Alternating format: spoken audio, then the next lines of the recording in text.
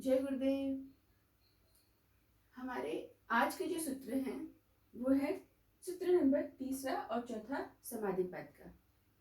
महर्षि पतंजलि जी के द्वारा रचित योग दर्शन हम पढ़ रहे हैं, जिसके अंदर हमने पहला और दूसरा सूत्र पढ़ चुके हैं। तीसरा और चौथा सूत्र आज हम उसको पढ़ेंगे।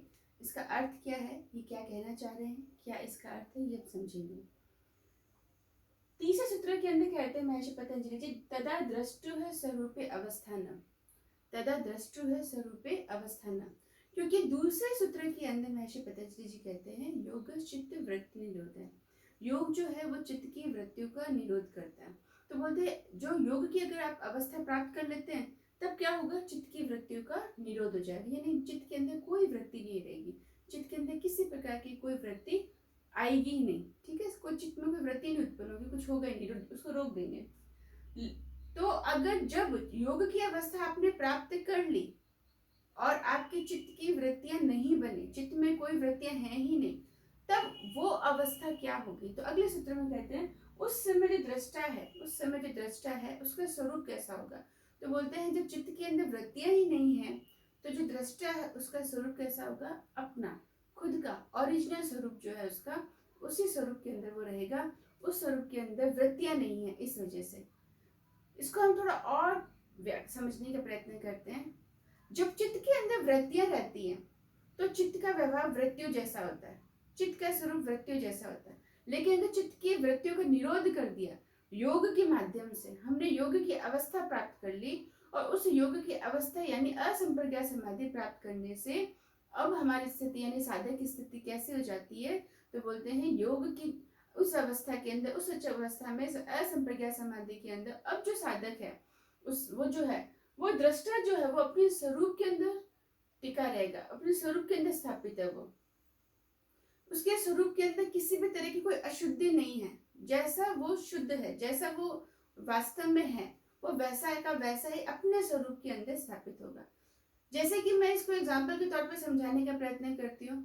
एक शीशा है जो बहुत गंदा है और एक शीशा है जो बहुत साफ है। बहुत गंदे शीशे के अंदर चाहे आप खुद कितने ही साफ सुथरे हैं, अगर आप अपने आप को देखेंगे तो आप अपने आप को गंदा ही देखेंगे, साफ नहीं देख पाएंगे।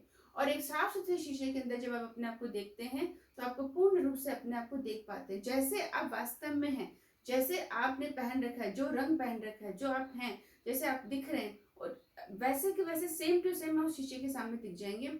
उस शीशे में देखेंगे, अगर आपका शीशा बहुत गंदा है, मिट्टी हो रही है, धूल हो रही है, उसके अंदर कुछ और बहुत भद्दा हो रहा है, बहुत खराब हो रहा है, तो उस शीशे के सामने अगर आप कितने भी अच्छे हो जाए, कैसे भी आप दिखें, आप उसके अंदर अपना वास्तविक स्वरूप जो है वो नहीं देख पाएंगे। ठीक वही बताया चित्त की अवस्था के अंदर, चित्त के अंदर जब वृत्तियां होती है तो बस जो दृष्टा होता है वो अपने असली स्वरूप के अंदर नहीं स्थापित होता है, यानी अपना स्वरूप नहीं देख पाता। लेकिन जब चित्त के अंदर वृत्तियां नहीं होती है, चित्त एकदम शुद्ध होता है, तो दृष्टा क्या रहता है, अपने स्वरूप की अवस्था में स्थापित रहता है, दृष्टा अपने स्वरूप की अवस्था में रहता है। ऐसा महर्षि पतंजलि जी कहते हैं। और ये अवस्था कब प्राप्त होती है, ये अवस्था कैवल्य की अवस्था होती है, क्योंकि इस अवस्था के अंदर कोई वृत्तियां नहीं होती, कोई क्लेश नहीं होते, कोई कर्म नहीं होते, सारे संस्कार जो बच्चे होते हैं वो सब खत्म हो चुके, संस्कारों के जो बीज होते हैं वो भी खत्म हो चुके होते हैं। इसलिए कहते हैं असंप्रज्ञात समाधि ही एक अवस्था है जो योग की सबसे उच्च अवस्था होती है, जिसके अंदर संस्कार नहीं रहते। ऐसा नहीं है कि संप्रज्ञात समाधि के अंदर योग नहीं है, संप्रज्ञात समाधि में भी योग है, संप्रज्ञात समाधि में भी क्या है, योग है, संप्रज्ञात समाधि में भी। लेकिन इस समाधि में, इसको भी हम योग कहेंगे, क्योंकि ये समाधि में क्या अवस्था है, इस समाधि के अंदर सत्व गुण जो होता है वो उच्च अवस्था में होता है। ठीक है, रजोगुण और तमोगुण यहाँ पर नहीं होते। तो इस अवस्था के अंदर हमारे जो कर्म होते हैं खत्म हो चुके होते हैं, क्लेश नहीं होते हमारे यहाँ पे, और जो बीज होते हैं वो दग्ध बीज हो जाते हैं यहाँ पर। ये भी हमारी योग की उच्च अवस्था है, पर ये कैवल्य नहीं है। ये क्या है, कैवल्य नहीं है। कैवल्य क्यों नहीं है, क्योंकि यहाँ पर अभी भी संस्कार जो हमारे बचे हुए हैं, जो बीज है संस्कारों का, जो प्रारब्ध कर्म है वो खत्म नहीं होते हैं। इसलिए हमको असंप्रज्ञात समाधि के अंदर साधक को जाना पड़ता है। साधक को संप्रज्ञात समाधि, योग तो है कैवल्य नहीं है, योग तो है कैवल्य नहीं है, और असंप्रज्ञात जो समाधि है वो कैवल्य की उच्चतम अवस्था है, यानी उसी अवस्था में असंप्रज्ञात समाधि में ही साधक जो है वो कैवल्य प्राप्त करता है या फिर मोक्ष प्राप्त करता है। ये हमने यहाँ पर समझा। फिर ये कहते हैं अगर संप्रज्ञा समाधि और असंप्रज्ञा समाधि, योग की दो अवस्थाएं हमारी होती, दो समाधियां होती है। अभी बोलते हैं कि अगर दृष्टा अपने स्वरूप के अंदर स्थापित नहीं होगा तो क्या होगा, तो बोलते हैं तब क्या होगा, तो बोलते हैं वृत्ति के सारूप्य, वृत्ति के अनुसार चित्त होगा। तो बोलते हैं या तो चित्त कैसा हो जाएगा, इतना शुद्ध हो जाएगा कि दृष्टा अपने स्वरूप को देख सकता है, अपने अवस्था में स्थापित हो जाएगा कि भाई, क्योंकि दृष्टा जो है वो अपरिणामी है, चैतन्य है। दृष्टा कैसा है, अपरिणामी है, चैतन्य, वो बदलता नहीं है। बदलता कौन है, प्रकृति, प्रकृति का है बदलना, प्रकृति को है परिणामी, प्रकृति अपना विस्तार करती है दृष्टा के संयोग से। लेकिन दृष्टा अपरिणामी कहा गया, दृष्टा क्या बोला गया, अपरिणामी। ये शुरू में जैसा था, जैसा आदि में था वैसे ही आज है, कभी कुछ परिवर्तन नहीं हुआ उसके अंदर।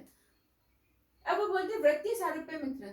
अब अगर चित्त जो है, अगर उसमें चित्त में वृत्तियों का निरोध नहीं होता तो कैसा हो जाएगा चित्त, तो बोलते हैं वृत्तियों के अनुसार हो जाएगा। कैसा हो जाएगा, वृत्तियों के अनुसार होगी। जैसे वृत्ति होगी, रजस वृत्ति होगी, तमस वृत्ति होगी, सत्व वृत्ति होगी, और वृत्तियां जो होती है वो हजारों लाखों बहुत वृत्तियां होती है, अनेकों अनंत वृत्तियां होती है, इतनी वृत्तियां होती है हमारे यहाँ पे, क्योंकि सब वृत्तियां आपस में, सब भूमियों में मिक्सिंग चलती रहती है। क्योंकि हम क्या है, सत्य रज तम तो हमारे गुण है, और वात पित्त कफ हमारे दोष है। तो सत्य रज तम हमारे जो गुण है, ये हमारे क्या होते हैं, गुण हर हमारे राग द्वेष क्लेशों की वजह से परिवर्तित होते रहते हैं, जिसकी वजह से बहुत सारी वृत्तियां हमारे अंदर बनती रहती है। और इन वृत्तियों से क्या होता है, हमारा व्यवहार बनता है, हमारा क्या होता है, व्यवहार बनता है, हमारे कार्य बनते, व्यवहारों से हम कहते हैं ना बाद में कर्म बनते हैं, कर्म से संस्कार बनते हैं। तो किस वजह से बनते हैं, वृत्तियों से।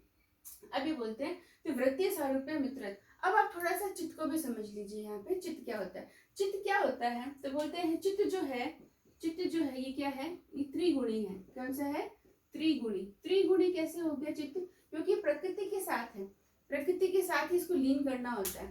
तो चित्त का भी नेचर के साथ त्रिगुणी है। कैसे, प्रकाश क्रिया स्थिति, तो प्रकृति के गुण हो गए, तो इसके कैसे हो गए, इसके कैसे हो गए, इसका क्या हो गया, प्रकाश, कर्म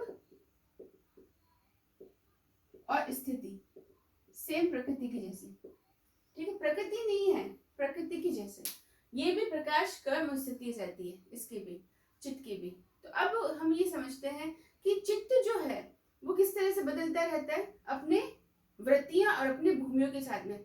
चित्त का व्यवहार भूमियों पर डिपेंड करता है, जितनी भूमियों में, जिस भूमि में रहेगा और जिस भूमि के साथ जिस जो वृत्ति होगी, उस तरीके से चित्त का व्यवहार बनता रहता है। ये बात यहाँ पे महर्षि पतंजलि जी कहते हैं हमको। तो चारों, अभी तक जो हमने 4 सूत्र पढ़े हैं, जो हमने पहला पढ़ा अर्थ योगानुशासनम, फिर योग चित्त वृत्ति निरोधय, फिर हमने पढ़ा था दृष्टु है स्वरूप अवस्थानम, फिर वृत्ति सारूप्य वित्र। इसका मतलब ये हो गया कि एक से दूसरा, दूसरे से तीसरा, महर्षि पतंजलि जी हर सूत्र में कहना चाह रहे हैं कि अगर अगर चित्त को, आपको वृत्तियों को निरोध करना है तो आपको क्या करना पड़ेगा, चित्त को शुद्ध करना पड़ेगा। चित्त को ऐसा करना पड़ेगा जिससे कि चित्त के अंदर वृत्तियां उत्पन्न ना हो, या चित्त और वृत्तियां तब उत्पन्न होगी जब चित्त ही नहीं रहेगा। तो योग जो होता है, असंप्रज्ञा समाधि जो होती है, उस अवस्था के अंदर क्या होता है, प्रकृति के अंदर चित्त जो है वो लीन हो जाता है। अंत में क्या होता है, प्रकृति के अंदर चित्त जो है वो लीन हो जाता है। जो कारण है जब वही नहीं रहेगा तो फिर कार्य भी नहीं रहते हैं। तो ये दोनों सूत्रों से हमने ये समझा कि दृष्टा स्वरूप अवस्थानम, अगर चित्त शुद्ध है, चित्त की वृत्ति निरोध हो गई है, तब चित्त कैसा हो गया, दृष्टा अपने स्वरूप के अंदर स्थापित हो गया।